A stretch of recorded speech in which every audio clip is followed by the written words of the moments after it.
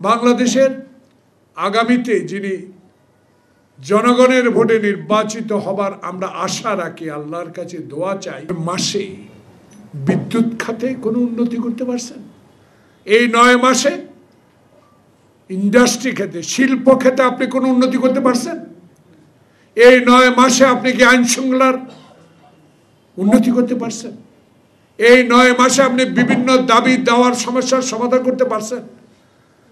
পারেন না। বিধায়ী তো জনগণ এখন আপনার কাছে চাচ্ছে আপনার কমিটমেন্ট, জনগণের প্রতি কমিটমেন্ট। রাজনৈতিক দল যারা আয়না ঘরে ছিল, যারা হাঁটু পানিতে দাঁড়িয়ে রাত কাটিয়েছে, যারা লক্ষ হাজার মামলার মাথা নিয়ে বাংলাদেশে অবস্থান করছে, তাদের দাবি ছিল একটি, আপনাকে বসিয়েছি একটি নির্বাচন দেওয়ার জন্য। কিন্তু 9.5 মাসে আপনার থেকে কোনো নির্বাচনের রোডম্যাপ পাওয়া যায় না। নির্বাচনের কথা বললে একটি পক্ষ আমাদেরকে প্রতিদ্বন্দ্বী করে আপনার। আমরা তো আপনার প্রতিদ্বন্দ্বী নয়। বাংলাদেশ জাতীয়তাবাদী দল আপনার প্রতিদ্বন্দ্বী হতেও চায় না, আপনার সমালোচনাও করতে চায় না। কিন্তু সমালোচনা তো জনগণ শুরু করেছে। 9.5 মাসে আপনি 9.5 মাসে আপনি একটি নির্বাচনের রোড ম্যাপ ঘোষণা করতে পারেন নাই। তার কারণ প্রতিনিয়ত কেন জাতির এই বিবেক প্রেস ক্লাবের সামনে মানুষ আন্দোলন করছে? এই প্রশ্নগুলো আপনার কাছে জিজ্ঞাসা করতে চাই। উত্তর কি সদুত্তর পাবো? পাওয়ার যোগ্য মানুষ আপনি ছিলেন।